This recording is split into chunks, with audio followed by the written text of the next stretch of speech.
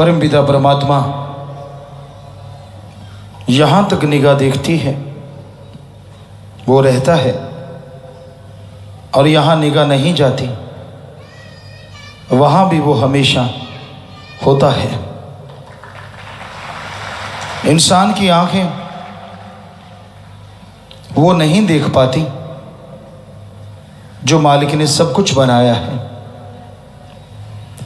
मालिक को देखना तो दूर की बात है, मालिक की सृष्टि में सूक्ष्म जीव हैं,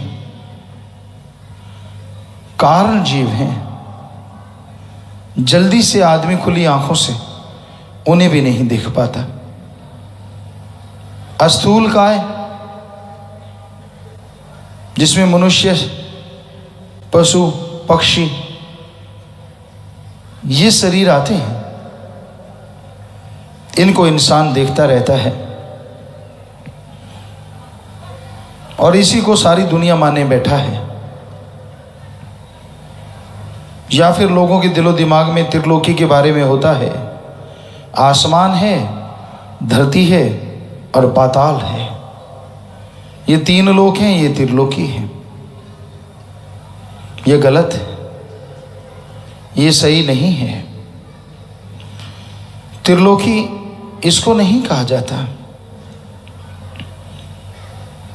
त्रिलोकी यहाँ स्थूल काय जो शरीर दिखते हों, सूक्ष्म काय जो शरीर नहीं दिखते, कारण काय जो देवी देवताओं के शरीर होते हैं, बड़े हो सकते हैं, बिल्कुल छोटे हो सकते हैं, नहीं दिखते,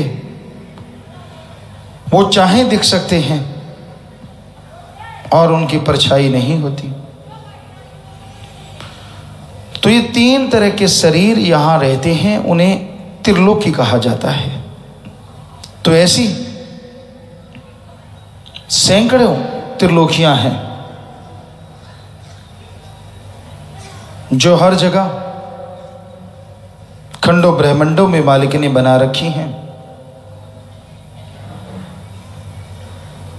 सुमरन भक्ति के द्वारा जब आत्मिक शक्तियां बढ़ती हैं,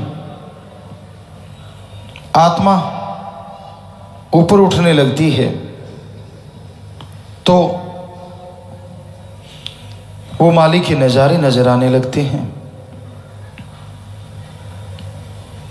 वो मालिक की दया में रहमत बरसने लगती है और इंसान आगे बढ़ता जाता है।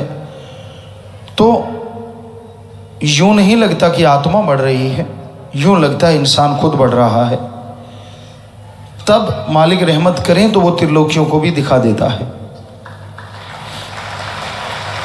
कहाँ हैं वो जीवात्माएं, कैसे हैं वो शरीर, और खंडों ब्रह्मांडों में जो जीवन है वो कैसा है, वो सारा महसूस हो जाता है। तो भाई वो नज़ारा देखना चाहो देख सकते हो, पर उसके लिए सुमरन करना है, बुरी आदतों को छोड़ना है। यार दोस्त मित्र वही होता है जो आपका भला करता है, जो आपको बहला के फुसला के राम नाम से दूर ले जाए, दलदल में फंसाए। बेपरवाह फरमाया करते, ऐसे दोस्त हों तो दुश्मनों की जरूरत नहीं होती, क्योंकि वही ऐसी दुश्मनी करते हैं जैसे मन है।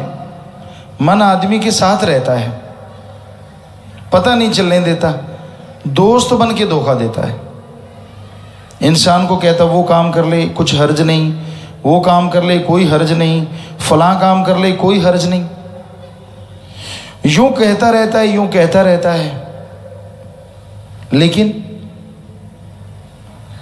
इंसान को सुखी नहीं होने देता।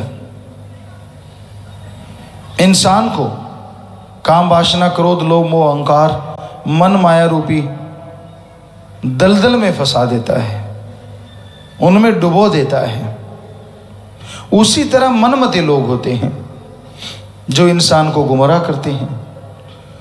उसका भेजा उसकी अकल निकाल लेते हैं और उसे कुछ पता नहीं चलता कि वाकई उसके साथ कुछ हो रहा है। उसे यूं लगता है नहीं, जो हो रहा है सही हो रहा है। कई बार इंसान का मन उचाट हो जाता है। वो कहते बिगड़ा मन गुरु का ना पीर का। फिर किसी गुरु पीर की बात को मानता नहीं जब मन बिगड़ जाता है। तो मन को रोकने के लिए तो सुमरण ही है एकमात्र उपाय। सुमरन सेवा, उसी से मन रुक सकता है। और तो कोई तरीका नहीं ना जिससे मन को रोका जा सके। तो मन काबू में आ सकता है अगर आप सेवा करो, सुमरन करो, परहित परमार्थ करो और मनमते लोगों का संग छोड़ दो। कई बार इंसान गमगीन होता है, कोई टेंशन हो गई, क्या गुजरा हुआ समय वापस आ सकता है? नहीं आता। समय जो गुजर गया उसमें जो कुछ हो जाता है वो लौट के वापस नहीं आता। हाँ, किए गए पाप कर्म, किए गए बुरे कर्म सेवा सुमन से कट सकते हैं, पर वो समय वापस नहीं आता। कि लोग उस समय को ले लेके चिंता करते रहते हैं, ऐसा क्यों, वैसा क्यों, ऐसा क्यों नहीं, वैसा क्यों नहीं। हो गया सो हो गया, डन इज डन। या तो आप सुमन कीजिए, सेवा कीजिए, ताकि गुजरा हुआ जो समय है उसमें जो पाप कर्म आपसे हो गए वो खत्म हो जाएं। या टेंशन मत लो, सत्संग सुनते रहो, सेवा करते रहो, अपने आप माले काटते जाएंगे आपके पाप कर्म। आपके टेंशन लेने से अगर कोई काम ठीक होता हो तो फिर आप अकेले क्यों लेते हैं? सारे परिवार को टेंशन पे बिठा दो, शायद उससे काम ठीक हो जाए।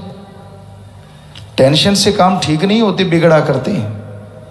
जितनी चिंता करोगे, जितनी टेंशन करोगे, काम बिगड़ते जाएंगे, मालिक से दूर होते जाओगे, लोग आपका नाजायज फायदा उठाते हैं।